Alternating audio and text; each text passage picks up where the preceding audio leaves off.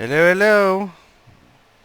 I just did a test to make sure it's got the right mic and stuff. It's using the right stuff. So, wasn't really planning on doing a video um, on my days off, but I'm sitting here bored just trying to think. And I was thinking that maybe if I made a video about it, and I was kind of thinking out loud in the video, that it would help me to think. So this is the truck that I put a deposit on. Let me get to the first photo. Um, it's a fleet of the sales guy Greg said that all of these T780s are exactly the same spec. They're all exactly the same. They're just different colors and they have different mileage and they're in different conditions. Some of them are in better conditions than others. Higher mileage, lower mileage, um, stuff like that. But they don't really have a color that I like. So red is better than some options like Jason's lime green truck. I don't know if I have the personality to represent in lime green. Um, but so this is the truck. Now, what I've noticed in looking through all of the trucks, all of the T780s this guy has for sale, is that some of them have antennas, CB antennas, and some of them do not. Some of them have cheap antennas, some of them have expensive antennas. So it looks like whoever owned these trucks, like whatever drivers were assigned to these trucks, they bought their own antennas and put them on these trucks, and whenever they moved out of them, some people forgot to remove their antennas. So it looks like I'm going to get some free antennas. And these look like the more expensive antennas that are on this particular truck. They look like expensive antennas. Just just glancing at it from there. That's what are expensive antennas like? Anywhere from like $40 to $150 a piece. I don't know. I haven't bought CB antennas in a long time, so. Um, but it's going to save me money. I don't know exactly how much, but it's going to save me money not having to buy antennas. So it has an APU. I can see the APU air conditioner there, but what's really awesome about these trucks is look. Like, do you see an APU right here? Do you see an APU right here? No, there's like this APU is so well hidden. I don't know where in the hell it's at. But like these trucks are awesome. Um, like the as far as like how they look from the outside, they did a really good job. Very professional. Whoever installed the APU did a very professional job. Everything looks like it's well taken care of. It's he said the tires are about 50%, and tires last a couple 100,000 miles. So, I mean, if I've got another 100,000 miles left in them, that's good. Now, one scary thing is I was talking with Russ the other day. Russ he was an instructor at the CDL school I went to. I thought that it was like 300 bucks a tire roughly to replace the tires. So what is that? So that's 2, 4, 6, 8, 10. About $3,000. So I was thinking about like $3,000 to replace all of the tires on the tractor. And he said, if I remember correctly, he said you'll be lucky to get 3,500. Most likely it'll be 4,500 to replace them all. Damn, it's pricey. So it looks like they did a pretty good job of cleaning the engine.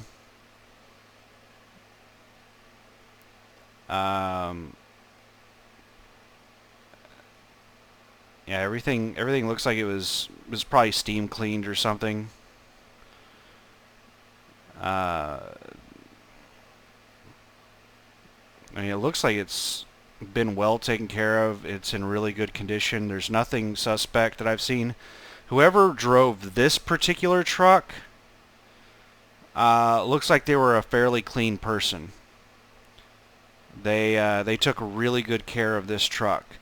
There's been supposedly in this fleet, whoever was driving this truck, well, what it says on the description on every single one of these trucks says that they had one owner.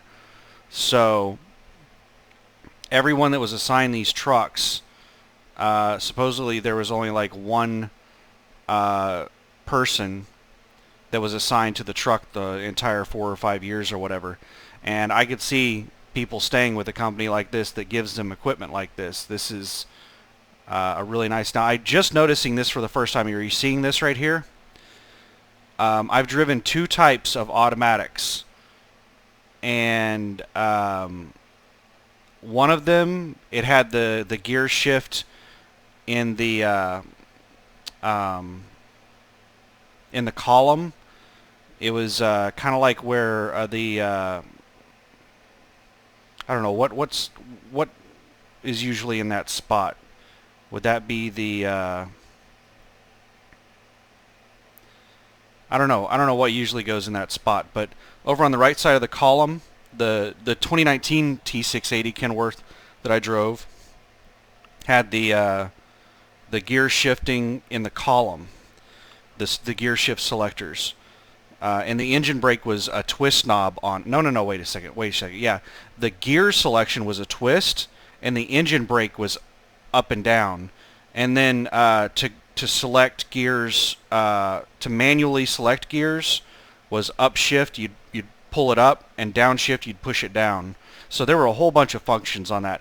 The T680 that I have right now, the 2016 T680, has the gear shift selector that's like it's like attached to the right side of the seat, and you slide it back and forward like that right there. No, wait a second. No, it's not attached to the seat.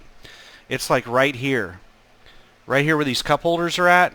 It sets right there, and I lean up there and I pull it back and forward to select stuff. So that's going to be pretty nice to not have the gear selector right there. This was a good design, because the gear selector being there creates a whole bunch of crap that I have to like maneuver around. I bump my knees on it all the time and stuff like that whenever I'm trying to go from the sleeper to the driver's seat, moving back and forward around there. There's a lot more open space right here in this one. Volvo just designs their stuff so much better than Kenworth. Freightliner is pretty decent too. Freightliner is my second favorite brand. But it has a trailer brake. Nice. It's my truck doesn't have a trailer brake. The 2019 Kenworth I drove didn't have a trailer brake. Let's see.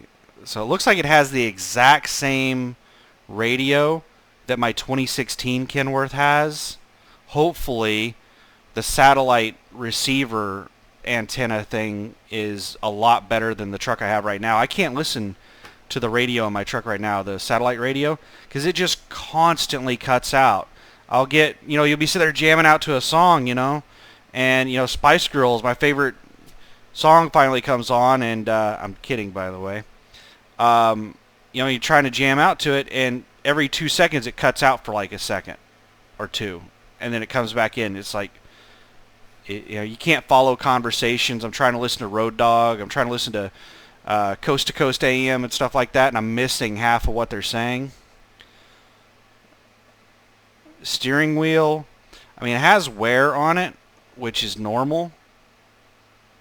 I don't see any damage on it.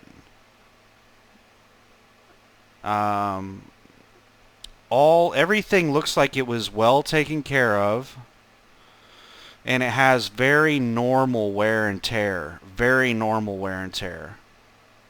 Very light, actually, wear and tear. I mean, there's a decent amount of wear and tear on the steering wheel, but it's really not that bad. I'm just looking to see if I'm seeing anything. Like, I'm going to have to relearn all of the controls. Like, last week or the week before, whenever I had to move the truck from that international, I think it was International Pro Star, that somebody quit the company and they just left their tractor and trailer attached, and I had to go and, well, I didn't actually deliver their load. I was supposed to, but they couldn't find the bills of lading, and I just, you can go watch that video on that. It's titled like driver quit and I have to deliver their load or something like that. But I sat on the load for like a day. They couldn't get a hold of the account manager, and I finally told them, just take this load off of me, and whenever you guys find the bills, then put it on somebody. I'm tired of sitting on this damn load. It was only a 60-mile delivery. So anyway, when I got into that truck to move it, like, I was sitting there looking around like, where in the hell are the brakes at? And the International, whenever you disengage the brakes, whenever you like set the brakes and you let the air out of the system, the brakes, the parking brakes, they just, like, you can sit there and pull them back and forth with no resistance at all. It was freaking me out. It's the only brand of truck I've ever driven that has parking brakes like that.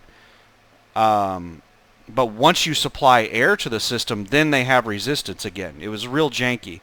But like, I had trouble finding all of the controls. I had trouble starting the damn thing because I hadn't driven a manual in so long. And some manuals require you to push in the clutch to be able to start it, and some don't. This particular one, you had to push in the clutch. I was sitting there trying to start it. I had it in neutral. The brakes were set and everything. I was trying to start it, and it just wasn't doing anything. I was like, well, maybe it's going to make me have to push in the clutch. So the point I'm making is that every one of these trucks are different, and especially when you're switching between brands of trucks. Like the transition from the 2016 T680 to the or from the 2019 to the 2016 Kenworth T680, there were some changes, and it took me a while to get used to it. Switching to a completely different manufacturer is an enormous change. So it's going to take me a while to get used to driving this truck and learn where all the stuff is at. One of the things that I really like about the Kenworth on the climate control system is that you can just press automatic on it, and you have a temperature setting. You can just move it around, and it's in 2-degree increments. So you can set it like 68, 70, 72, and it will control all the fans and everything and try to maintain that temperature in the truck. It does not look like this thing's temperature control system is that awesome. Looks like I'm just going to have to manually select how hot and cold I want and how hard I want the fans to blow and stuff like that. But small sacrifices.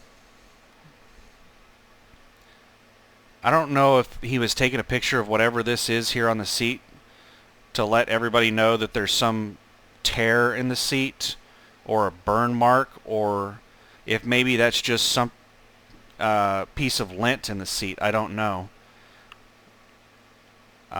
It looks like even the passenger seat is an air ride seat. It has all the air ride controls up and down the side here, tons of them. It looks like right here, what this looks like is on these air ride seats, you can disconnect them and put in an air line in that air ride seat, and it gives you a little an air hose, so you can just like blow dirt. Like my truck right now has one. You can blow dirt out of the floorboard and stuff like that. You can use it to clean. It has the booth. Man, I am so looking forward to this booth. It's going to be nice to be able to play on my computer with a booth. I'm just hoping that it's going to be comfortable to sleep in the top bunk, because especially in the summer, in some of these trucks, that top bunk, even if it's like 60 degrees in the bottom bunk, it'll get so damn, it'll be like a 20-degree difference between the top bunk and the bottom bunk in some of these trucks. I'm hoping it's not like that in this truck. I'm hoping that the top bunk is going to be comfortable to sleep in. We will see. I really don't want to have to break down the workstation to sleep in every night, because I'd have to break down the workstation and then put my sheets and everything on it, and it would be a pain in the butt. So I plan on just sleeping in the top bunk and leaving the workstation out all the time. So I'm probably going to buy a mattress for the top bunk, because the one that it comes with from the factory, I'm probably not going to like it. And I think whoever had this truck before probably never ever used the top bunk. So whatever is up in the top bunk, whatever mattress it has, is probably the original, and I don't think it's ever been used. The what is it? The sales guy, Greg. The first truck I was looking at and this one, he tried to pull down the top bunk in both of them, and he couldn't get the top bunk to pull down in either one of them. So it doesn't appear that they've ever been used. Not sure on that though.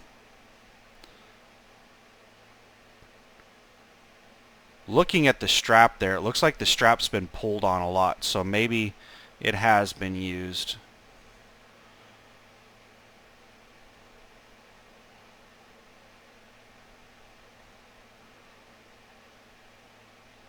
I hope that he has the covers for all this shit, because I do not want that kind of sun coming in.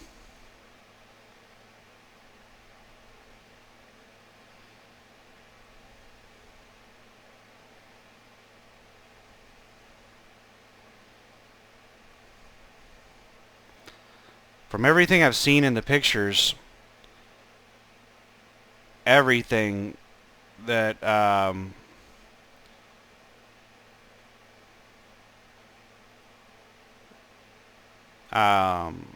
that originally came with the truck is still with the truck. Let me find the picture here. Where is it? Yeah, right here. So even these little dividers are still in the truck. I think this is probably where the microwave would go. I have not seen the fridge. He said this thing has a damn factory refrigerator. It's got to be right here. And I'm like 110% sure that he told me it has a factory refrigerator, because he talked at length about the seal in the factory refrigerator. The first truck that I was looking at that had higher mileage than this one, that was 38.5, he said the seal looked like it was messed up on that one, and he was going to have the shop redo the seal. This one, he said everything's good on this one. He said this one's in a lot better condition, and he had it priced $2,000 more expensive, $40,500. But without me even asking, he said he dropped the price down to $40,000 on this one. It's like 80,000 fewer miles as well on this truck. The body, he said that whatever this place is where these trucks came from is some kind of body shop, and they do body work on these before they put them up for resale. So he said every one of them, the body is in perfect condition. There's not a scrap or a scratch or a chip or anything on it. I just sent him an email asking him, where is it? Right here. I sent him. This is the email that I sent him. Oh, you can't see it. Let me. I'll just take off my picture for a minute. I know we talked about a lot of specs and information on the truck that was not listed on the sales page, but could you please verify this information? I'm trying to make sure, like, some of this is on the sales page. It does say it's a Volvo engine. It does say it's 455 horsepower. It doesn't say what the transmission make is, and it says it's an AMT, an automatic manual transmission. Well, I specifically want a Volvo engine paired with a Volvo transmission, 12-speed, automatic with I-shift. Um, so those there's nothing about the transmission listed other than it's an AMT transmission, an automatic manual transmission, which I-shift is still technically an automatic manual transmission. It's not like a fully automatic transmission. Um, Gear ratio, I'm quite certain that he told me previously it's 2.64. We've never really discussed steer or drive axle weight ratings. I want to know what those are. It's not going to be a deal breaker for me. Because like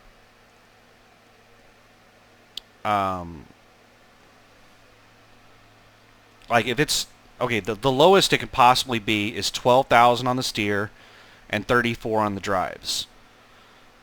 I highly doubt that these trucks are 12 and 34. That's like standard basic spec. Most companies are getting like at least 12.5 on the steers. Some of them are doing 13.2. And then, of course, if they're heavy haul or something like that, then, you know, maybe even higher than that. But 13.2 would be really nice on the steers. And 38,000 is a pretty standard spec on the drives these days.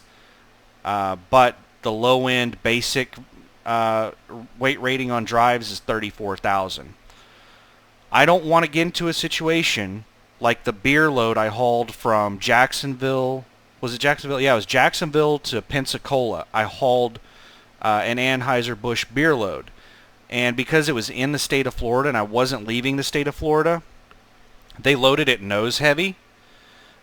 They didn't really like make any attempt to spread the weight out. They just loaded it all in there. They just jammed it in nose heavy because it was an in-state load.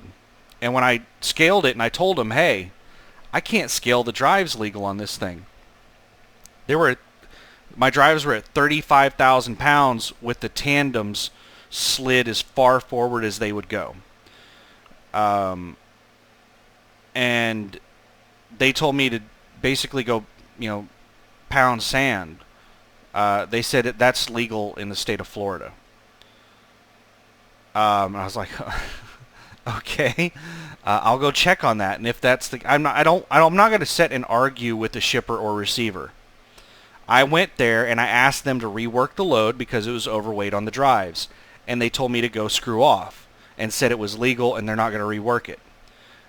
They said if I refuse to haul the load, then they'll find another driver to pull it or another company.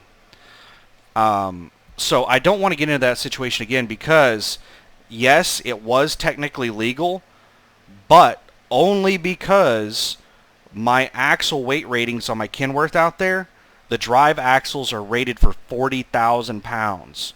If I buy a truck where the drive axles are rated for 34,000 pounds, then even if it's legal in the state of Florida, it's still not legal.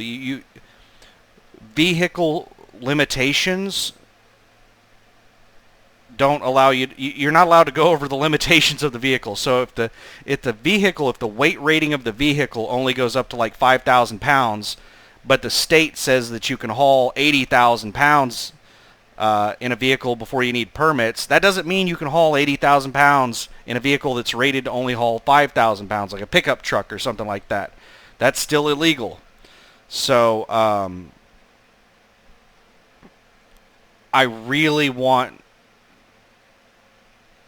like, ideally, at minimum, I want 12.5 on the steers and 38 on the drives, ideally. If I can get 13.2 on the steers and 40,000 on the drives, then that's even better.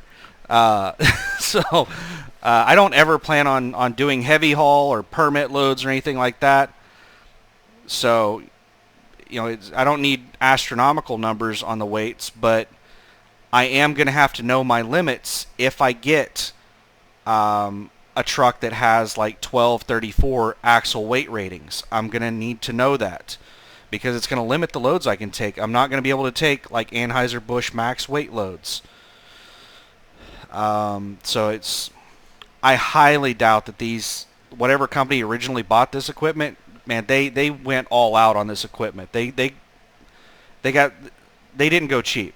So I highly doubt that they went 1234, unless the stuff that they haul at their body shop or whatever is just really, really light stuff, and they had no possible reason to go over 1234, and maybe they decided to do that because axles that are weighted or that are rated for less weight may be lighter. Maybe they didn't want that extra weight on the truck. Who knows? But I sent this email, and I also asked right here down at the bottom. Also, could you have your shop print out the current settings of the computer in the truck, like idle, shutdown, govern speed, etc.? If it is governed or has idle shutdown enabled, then I would like those features disabled. Also, I will be paying for this out of my personal bank account. If there are any issues with the personal check, please let me know. I can wait around for you to go to the bank and authorize the check. Thanks. He's probably going to want me to get a cashier's check or some shit like that, and I'm going to call and talk to him about that. I do not want to do a damn cashier's check. I want there to be some record of this transaction for tax purposes and for, like, all kinds of reasons. I want there to be a record that it came out of my checking account into theirs. Not just that I pulled, a whole bunch of money out into a money order or a cashier's check and I gave it to somebody. What is this? This right here? Okay, so that fuel card. Okay, so Trucking Inside, Everett Madison. Everett Madison has a YouTube channel called Trucking Inside. Everett is an owner-operator, and he's not just a solo owner-operator. He runs a fleet of trucks.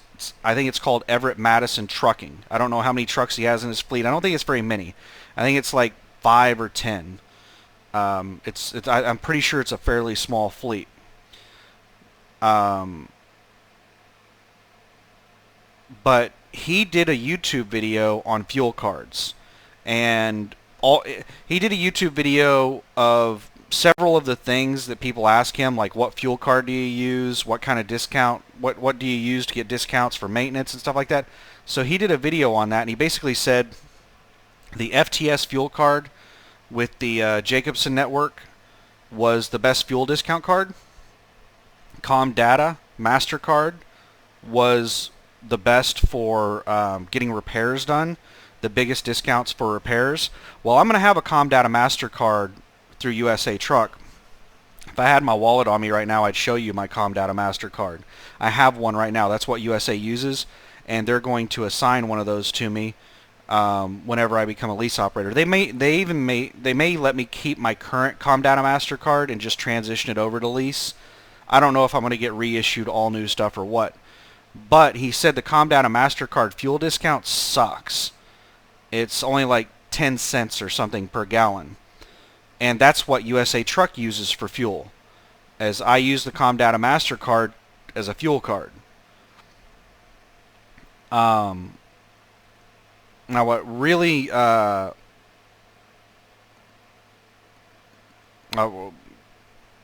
they use it for a fuel card. So what I want to do, I don't want to get like that. Like, you can get a 10-cent fuel discount by just getting the generic Flying J whatever fuel card. You'll get cash price plus like 10 to 15 cents off per gallon. That's like really generic basic fuel card stuff. In the video, Everett said that with this card, this FTS fuel card on the Jacobson network, at TA and Petro and a whole bunch of other places, you can get up to like $1 a gallon off. I think he said the average is something like 50 or 60 cents a gallon off. Now, I have the choice of using, like, I can use anything I want. This is one of the reasons that I chose USA Truck to lease with, is because they don't have many rules. Like, they're going to give me a Comdata MasterCard. I can use that as a fuel card and get their discount. I haven't seen what their discounts are yet. I don't think they're going to be very good. And I can use all of the stuff that they're going to give me, or I can use all my own stuff. So having an extra fuel card is not going to hurt me in the slightest. So I'm going to get this fuel card. Also, I would prefer to do all of my fueling at TA and Petro. And I don't think the fuel discount at USA on the Comdata MasterCard they're using is very good at TA and Petro, because I don't fuel up there very often. I fuel up at Love's the most, Pilot and Flying J the second most, and then TA and Petro. I've only fueled up TA and Petro like maybe 3 or 4 times ever in the 3 or 4 months that I've been driving for them.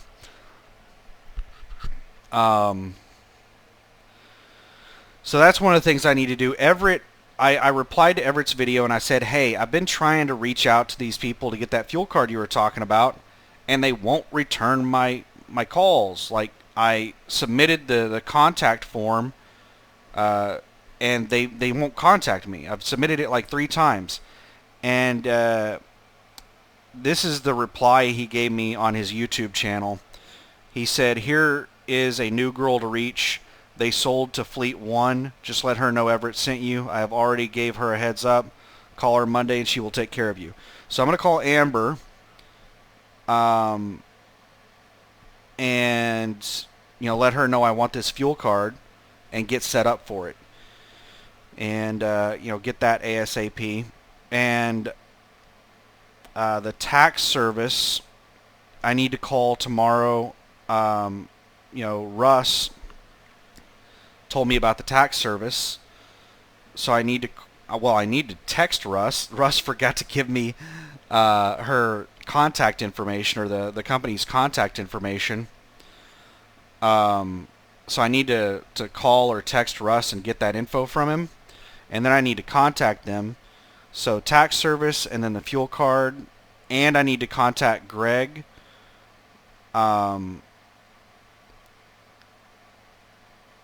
Now he gave me the VIN, so I already have the VIN number of the truck.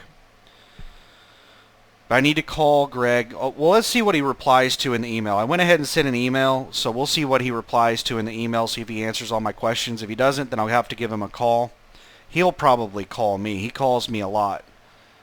And then I need to, after I get all of this done, and I verify all of the specs of the truck, and Greg and I are in complete agreement that this is the truck that I'm going to buy, and because he's got a whole fleet of these damn things. If I get there and there's something wrong with this one, I may get another one of the trucks if they're all spec'd exactly the same. But this one looks like the one I'm going to get.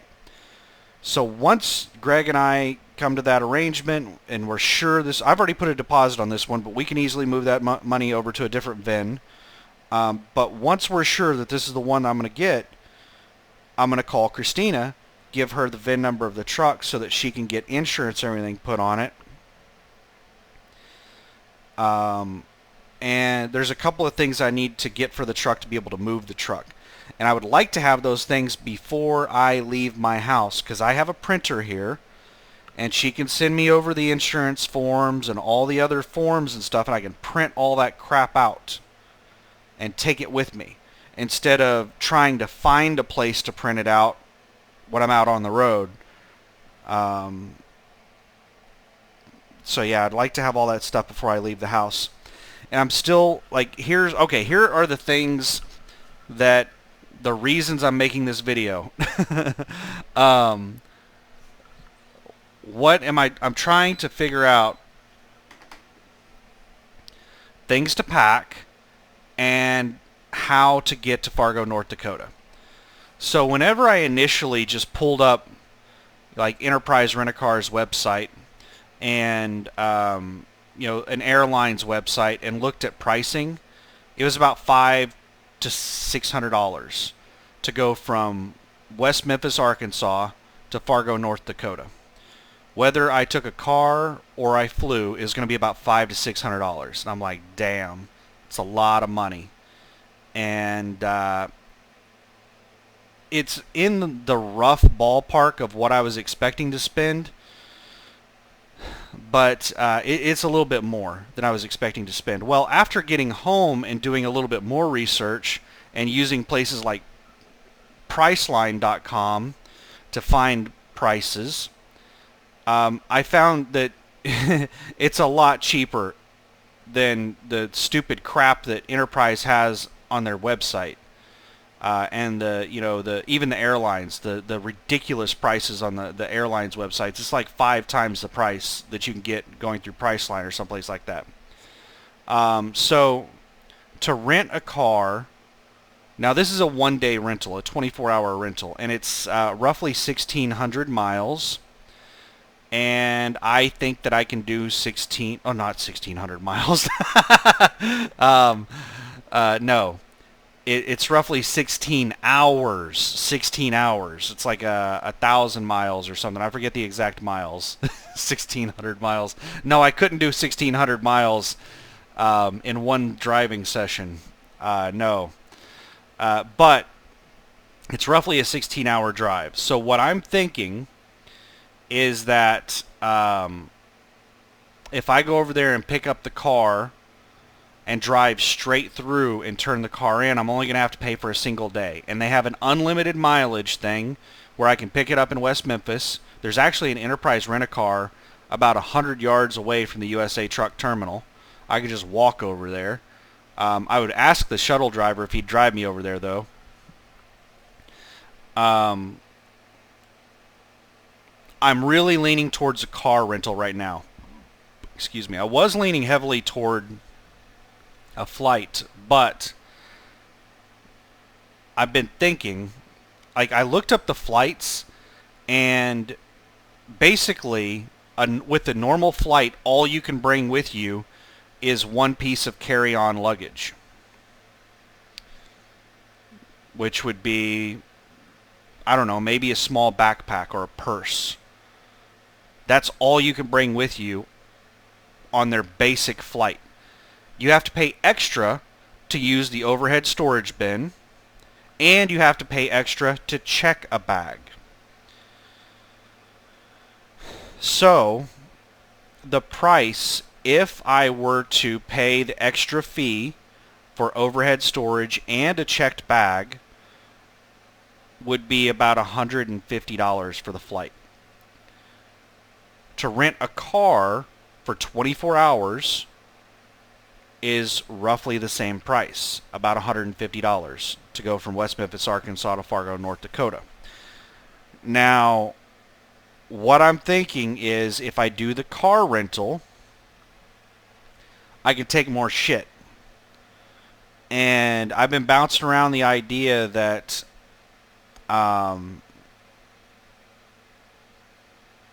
basically I have I'm gonna be in the truck for about a week before I can get to my house. So, okay, let's say that I leave Tuesday. I leave my house Tuesday morning to go to West Memphis. They're probably going to have me go from my house to Tulsa, pick up a load, and then drive that to West Memphis and drop it off for somebody else. It'll probably be that Florida load that I'll relay that goes to Davenport, Florida, just outside of Orlando. So that means I'll be getting to West Memphis late in the afternoon when the shop's pretty much closed. I'm not going to be able to turn in my truck right then and there. And I'm going to be tired because I just drove all day. So what I'll probably do is I will stay the night in the truck. So that's one night that I'm going to stay in the truck is Tuesday night. Then I'm going to turn the truck in Tuesday and go over and get a rental car and drive to Fargo, North Dakota. I'm going to drive straight through to Fargo. Maybe I'll stop and get a hotel. If I do, then I'll have to pay for 2 days on the rental car, so it's going to jump the rental car price up by, it's probably going to double the price. So it's going to be like $300 instead of $150. So I'm pretty sure I'm just going to drive straight through, which means I'm going to be up for like 20 hours when I get to Fargo. So I will probably get to Fargo around 10 a.m., somewhere around 9 or 10 a.m. Let's see. Let's be Wednesday, so it'll be Thursday. Thursday, I'll probably get to Fargo around 9 or 10 a.m. We'll probably be finalized with everything by about noon. And what I'll probably do is I'll probably just stay right there on their property and just sleep in the damn truck in their property for like 10 hours or until, I'm ready to drive. And then I'll drive to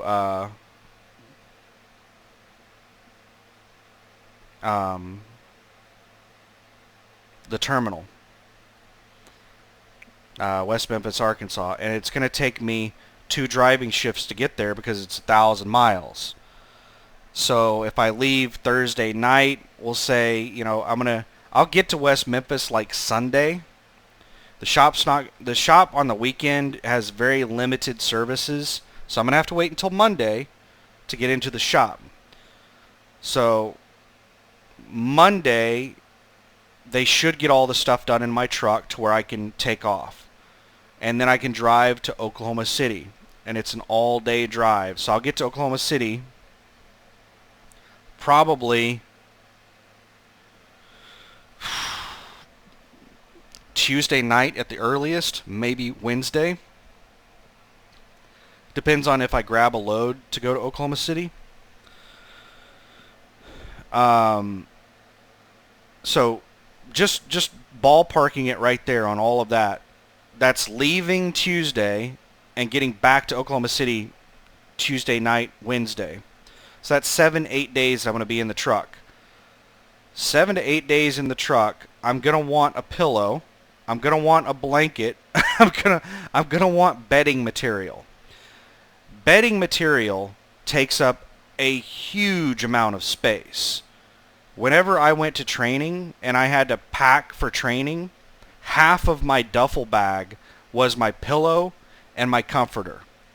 Those 2 things take up like a huge amount of space. That's a whole damn bag by itself on an airplane.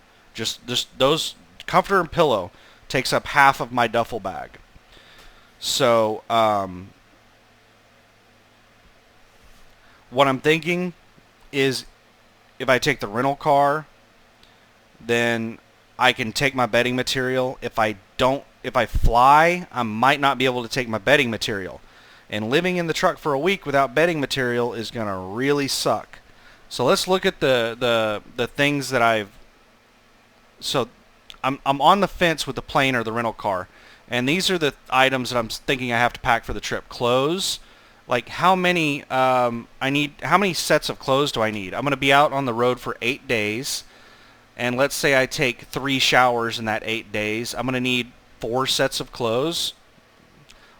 We'll just say 4 sets of clothes. 4 changes of clothes. Just to be on the safe side. That means 4 pair of sweatpants, 4 socks, 4 underwear, 4 shirts. That's a bag right there. My gloves, a flashlight, and I looked up on TSA's thing. Flashlights are allowed. They don't have a size restriction or anything like that. Paper logs, my phone with charger and cables, my shower bag, pen, and then the optional was the bedding material. Like, it's not a necessity. Hell, 4 sets of clothes isn't a necessity. I can make it a week with 1 set of clothes with whatever I'm wearing. It's going to be a very uncomfortable week, and I'm going to be pretty rank. Everybody else is going to suffer, and I'm also going to suffer, but it's not really a necessity. But these are the things I'm thinking about. I need to get my bags packed tonight. It's 8:30. It's 8:26 p.m. Well, it says 8:26 on this clock. It says 8:29 on my computer. I need to pack this stuff up here shortly, actually, like here in, the next hour or so, and get ready for this.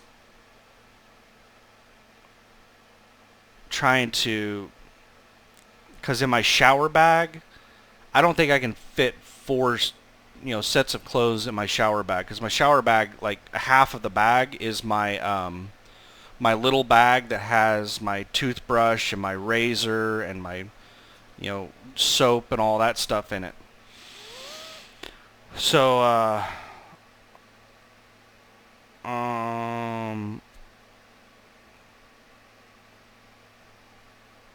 don't know. This is what I'm thinking about right now, and I need to go start packing the bag. And I put all of my stuff from the truck. I have a 2-car garage, and since I sold my motorcycle, one side of the garage is empty.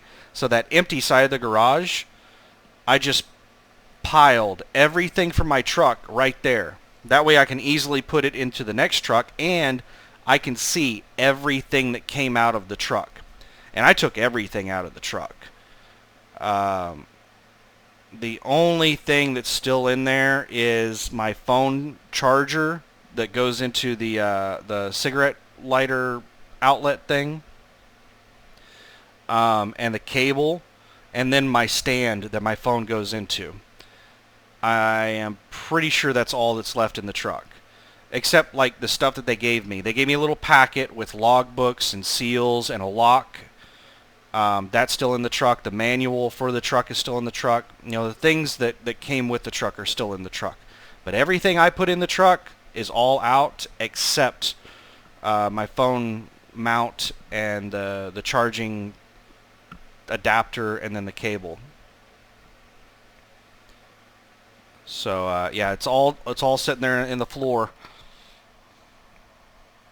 So I need to go pack this stuff up, and I need to look through everything that's in the floor in there and see if there's anything that I have to take with me. So, and it's going to really suck having to do paper logs. I do not look forward to doing paper logs again. What I'm going to have to do whenever I get to the terminal and turn the truck in, I'm going to have to ask them to print out my last 8 days logs for me from the ELD, so that I can keep those with me, and then I'm going to have to do a damn paper log while I'm driving back from Fargo. So it's only going to be 2 days and I'm going to have to do a paper log, and then I can switch back over to the ELD. It would be really nice if I could just do the ELD on my phone, but I don't think I can. I don't think I could just log on my phone. I'll ask. I'll ask.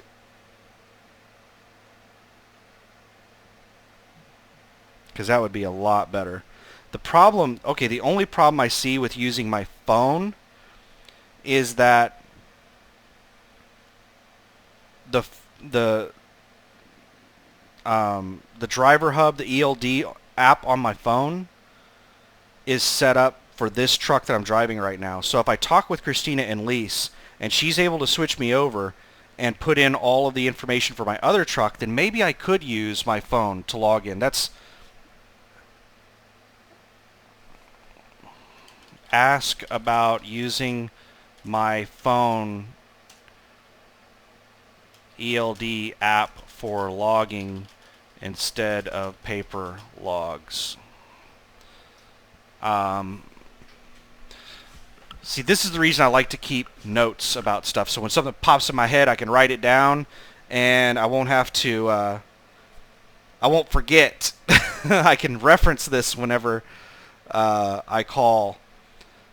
But yeah, I've done laundry. I've washed everything, all my clothes, my bedding material. I'm doing a load of dishes right now. I've been slacking on dishes. Last time I was at the house, I didn't do dishes at the end, before I left. So I had dishes from last time I was here and all the dishes from, the 2 days I've been here this time. Well, it's not been 2 days. It's been since Saturday night. I got here Saturday at like 5 o'clock in the afternoon, 5:30. And so I've been here like a little over 24 hours. I've been here for like 27 hours. Um, but I need to do another load of dishes. Once this load of dishes gets done, then I'll put another load in. And I need to put trash cans out for tomorrow morning because I have a bunch of food that I'm throwing away. I can't have that sitting. So luckily tomorrow's a trash day. So and they pick up the trash at like 5 a.m. or something. So I'll put my trash cans out and get all that done tomorrow.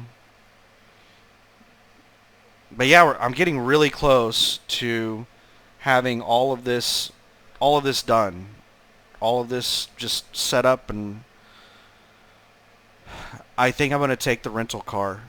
For one, it's going to save me on an Uber ride. It'll save me like $20 or $30, to get an Uber to the Memphis International Airport. The Memphis International Airport's like 20 miles away, 15 to 20 miles away from the terminal in West Memphis. So I'm probably going to have to pay like $20 to $30 for an Uber to get there. Well, the Enterprise Rent-A-Car place that's right next door to USA Truck, I can just have the shuttle driver drive me over there. If I didn't have a bunch of bags I was going to be carrying, then I would just walk over there. But carrying 50 pounds of bags with as fat and out of shape as I am, and it's going to be like 100 degrees, I don't really want to get just drenched in sweat carrying bags a half a mile.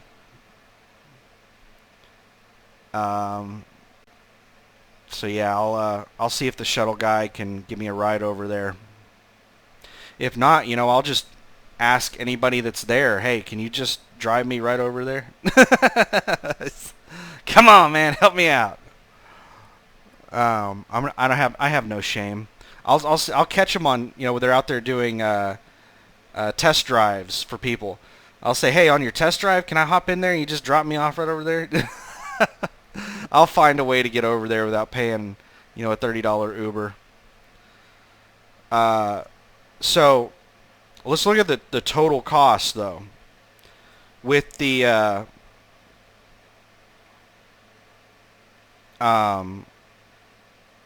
plane, what are the extra costs with the plane? So it's going to be like $150 for the plane ticket, $30 on each end for an Uber ride, and so that puts it at about $210 on the car rental. No Uber on one side, but I'm still going to have an Uber on the other side. So that's $150 plus $30 takes it up to $180. And I'm also going to have to pay for fuel. What is the fuel cost going to be? Let's say I get a car that is 20. We'll just do 25 miles. We'll be really conservative. 25 miles per gallon.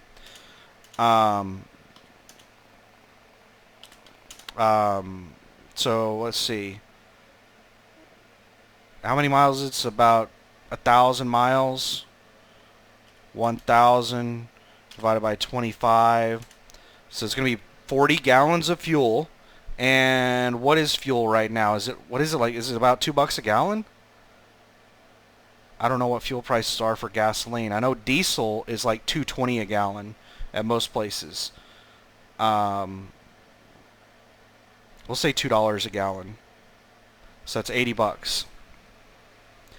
$80 in fuel. So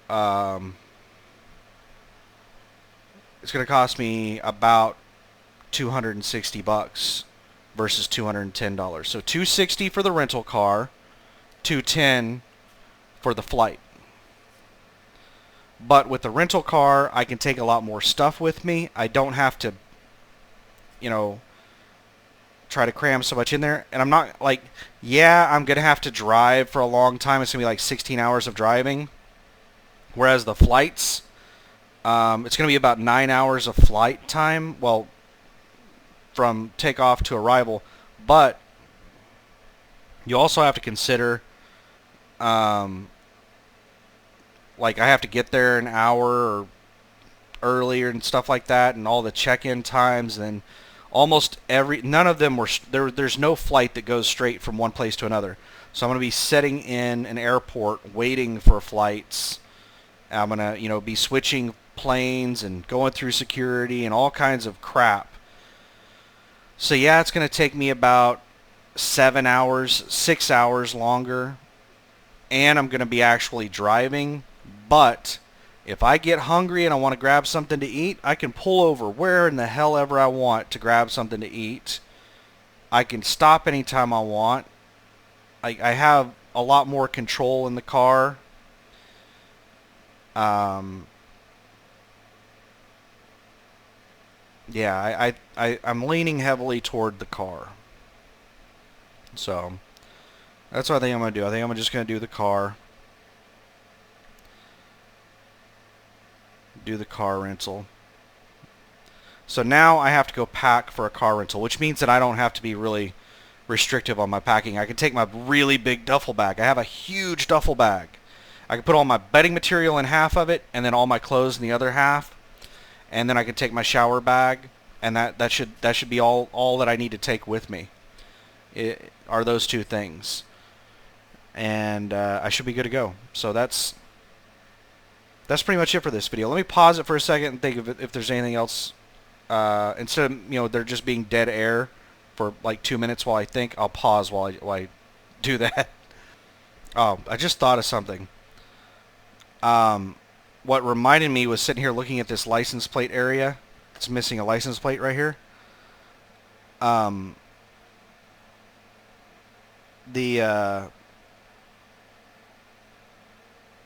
don't know about paying state taxes. Okay, so here's the deal. The dealership will usually, from what I read online, the dealership will usually take state taxes out in the sale of the vehicle. If they don't, then you have to pay the taxes whenever you register the vehicle. USA Truck is doing the vehicle registration for me. I don't have to do any of that. So I don't know if I'm going to have to pay sales tax. I don't think I'm going to have to pay sales tax. I'm going to try to avoid it.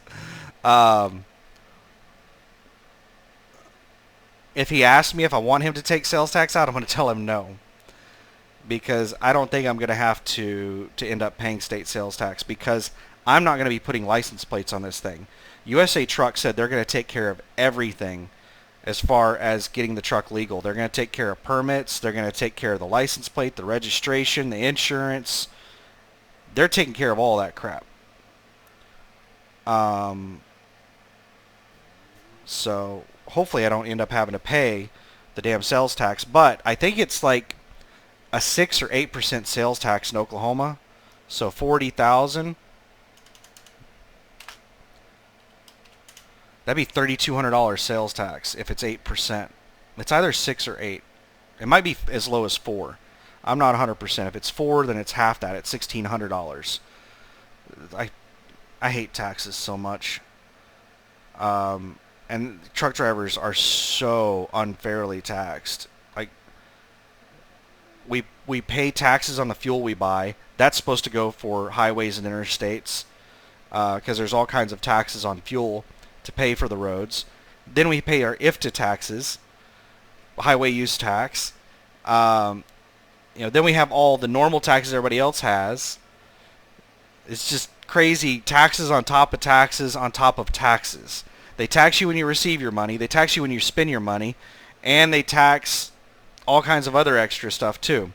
Usage fees, toll roads, the highway use tax, Crazy. If I can screw the government over, I will. Like, they're screwing me enough. I'm going to screw them back anytime I can. That's all I can think of. That's all I can really think of. This right here is a little concerning. Looks like a little rusty up here. It's not that big of a deal.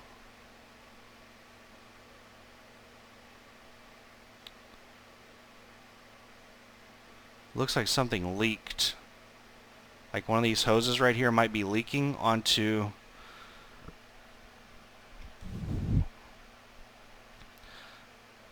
I think that might be the... I'm not 100% sure what that is. I would have to see what it's connected to. It looks like a belt something. It's a motor that turns a belt for something.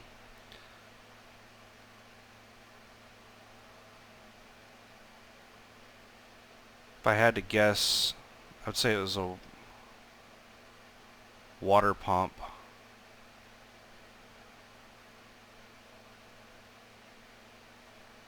There we go. That's a better picture of it.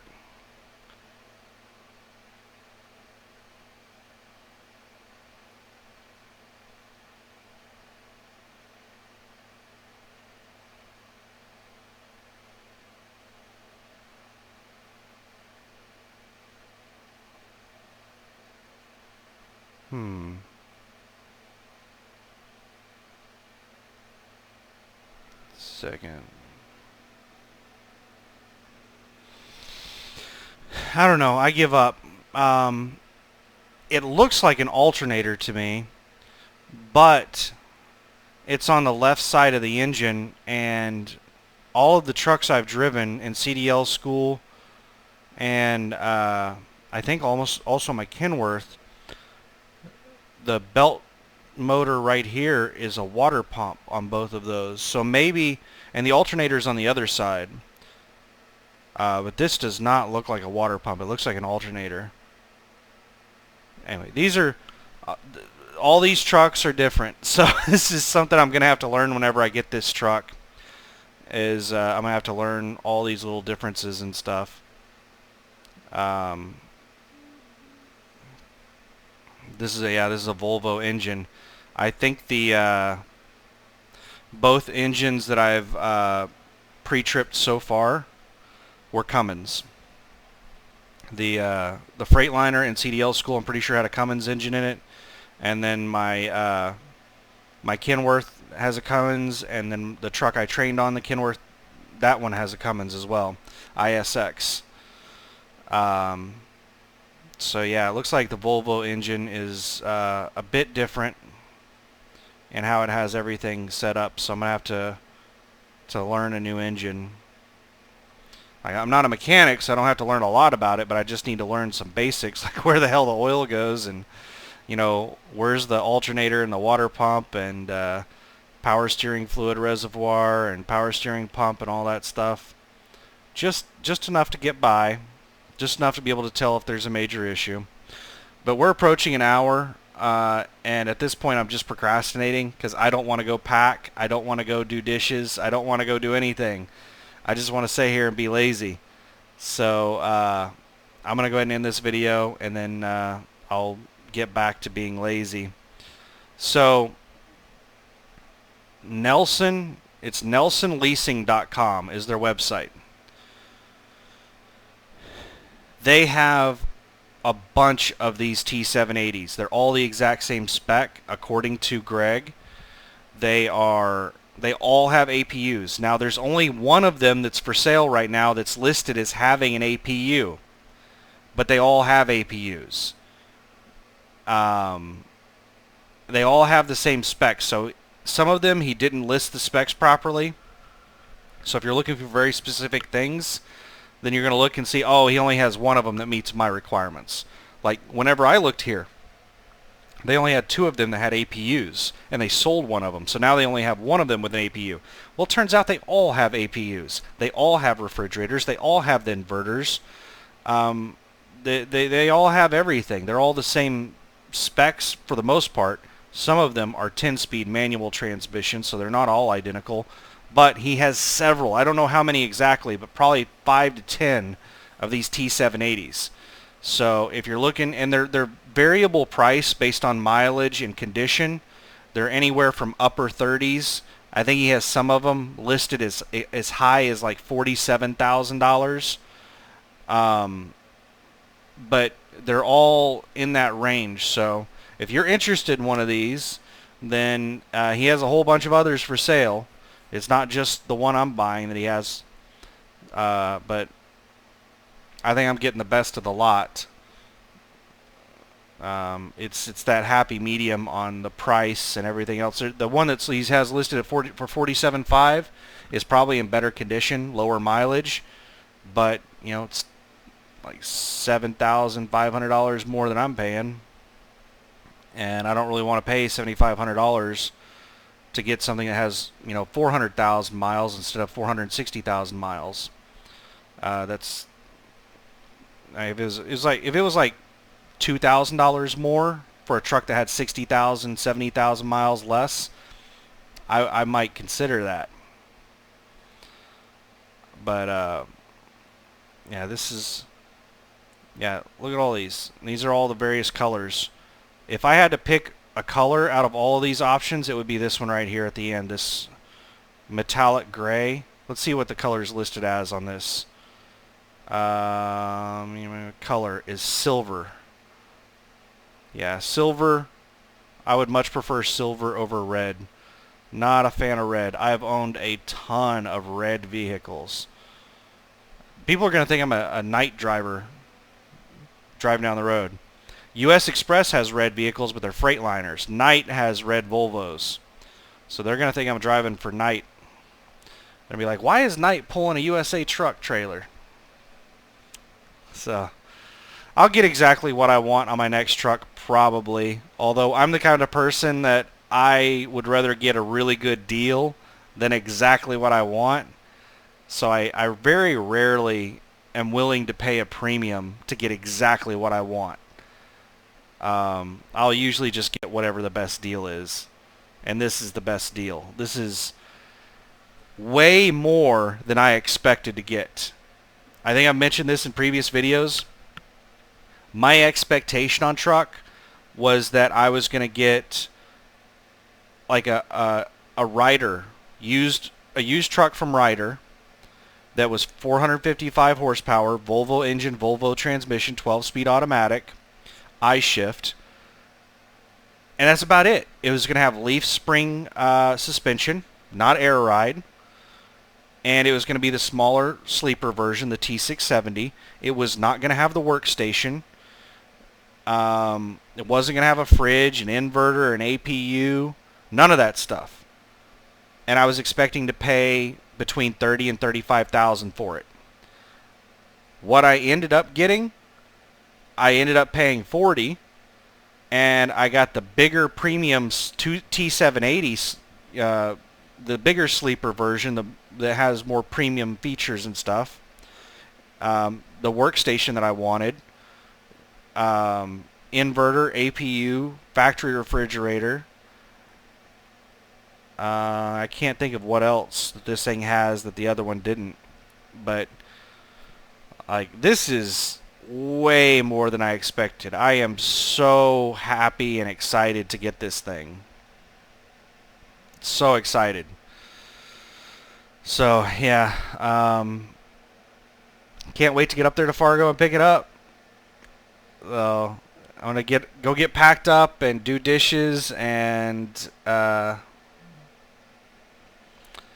do all the things, and then take off. And I don't know if I'm gonna leave tomorrow or Tuesday. I hope that my driver manager asks me and doesn't just give me a load. That will piss me off. But I don't care what he does. I'm going to make all those phone calls. All this stuff up here that I need to do, the tax service, the fuel card, call Greg, call Christina. I'm going to get all of that done before I leave the house tomorrow. I'm going to have Christina get the insurance set up and everything, and send all that stuff to me to print out before I leave the house tomorrow. So I don't give a shit what load he gives me. I'm going to be late to pick up that load if he doesn't talk with me first.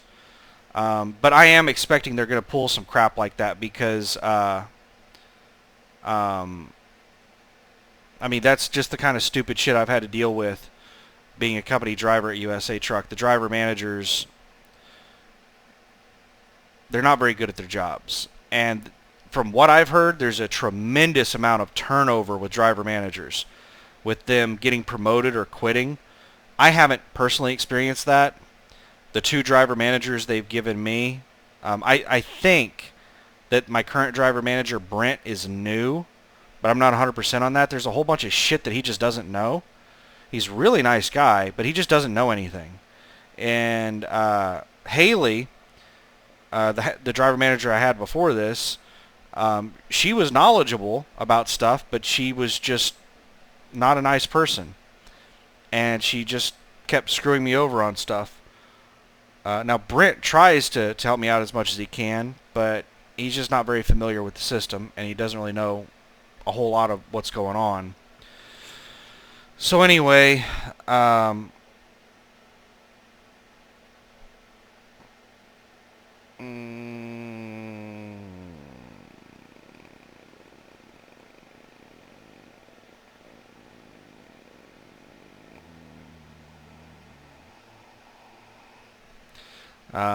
yeah, I need to quit procrastinating and go do something. So thanks for watching, and have a good one.